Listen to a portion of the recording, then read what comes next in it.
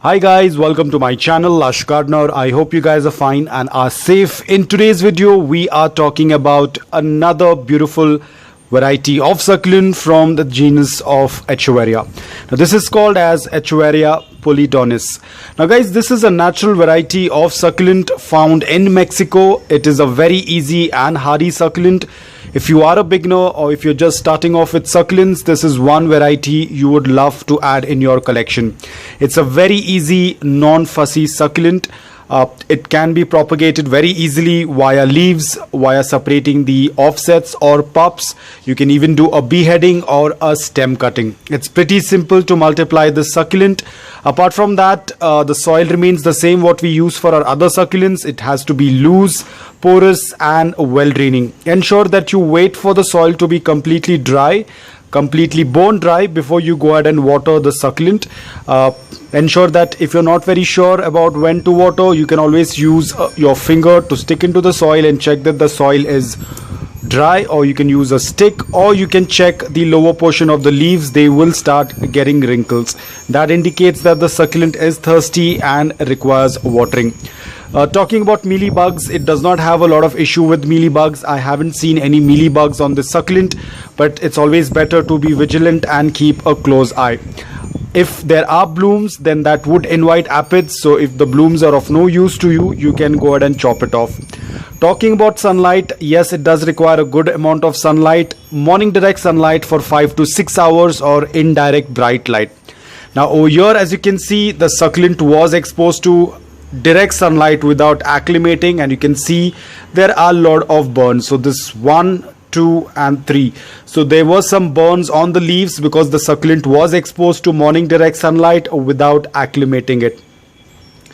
Now remember guys, this is how the burns tend to look like. Please do not get confused this with fungus or mold, because I've seen a lot of people, the moment they tend to see something like this on the leaves, they think that it's a rot, it's a disease, or it's some kind of infection, and they start spraying antifungal sprays, and I'm not very sure what exactly, but a lot of people tend to spray a lot of stuff and then they completely kill the succulent, which is unnecessary, because this is nothing to do with any kind of fungal infection or rot or anything. It is just a very regular burn on the leaves, and you do not need to do anything. You don't even need to pull out the leaves. As you can see, I have left them as it is. There is this new growth over here. It is not going to hamper the succulent in any way. The only thing is that yes, aesthetic wise it does not look good, but what's more important to you, the look of the succulent or your succulent being alive? And I think that's more important, that you need to keep your succulent alive. So do not be bothered with the burnt leaves. You can just leave them as it is. Over the period of time, the entire leaf will turn darker in color and the leaf will automatically fall off. So please don't pull out the leaf unnecessary. The succulent will still have the new growth, which is going to be very fresh.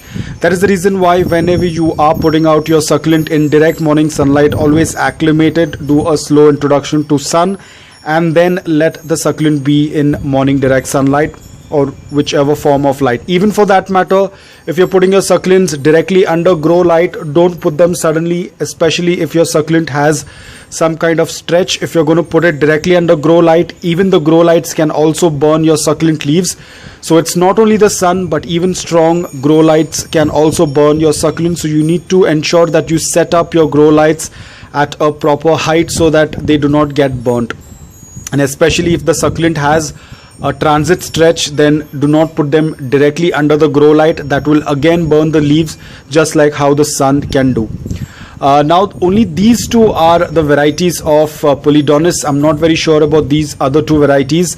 As I said, I have just been back. A lot of my succulents I am not able to recognize them, probably because they have changed the shape of the leaves, they have changed the color, basically because they were not getting a lot of water, so they have gone through a different transformation. So a lot of the succulents are not, I cannot identify it, but probably sooner or later I will be able to get the ID for them.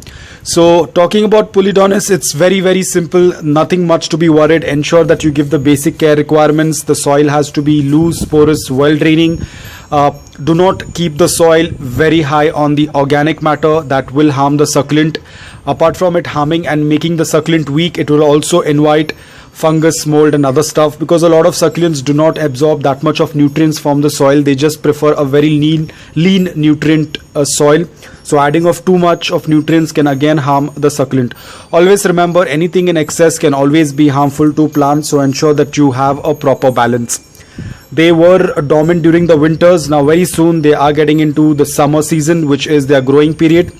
So if you want to add any fertilizers, you can. If you do not want to add fertilizers, it's absolutely fine. You do not need to stress over adding fertilizers. The succulents will still do quite well without them as well.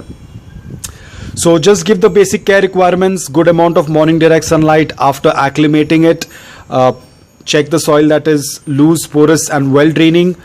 Water only when the soil is completely bone dry. The Echeverias are not frost hardy, so if you are from a place wherein you receive a lot of snowfall, ensure that you move them indoors and grow them under grow lights. A lot of the Echeverias are not frost hardy. They store a lot of water in the leaves. When the temperatures tend to drop and there is frost around, the water inside the leaves will also freeze and it will burst and the leaves are going to get damaged. This can turn out to be fatal to your succulents, so ensure that you do not put them out in direct snow, or do not keep them covered in frost, because that can be harmful to your Echeverias. So other than that, if you follow the basic care tips, this is the most easiest succulent that you can grow, especially if you do not have a lot of experience. So guys, I hope that this video was helpful to you. If it was, please hit the like button. If you're new to my channel, please consider subscribing to it. Until then, take care, stay safe and keep propagating.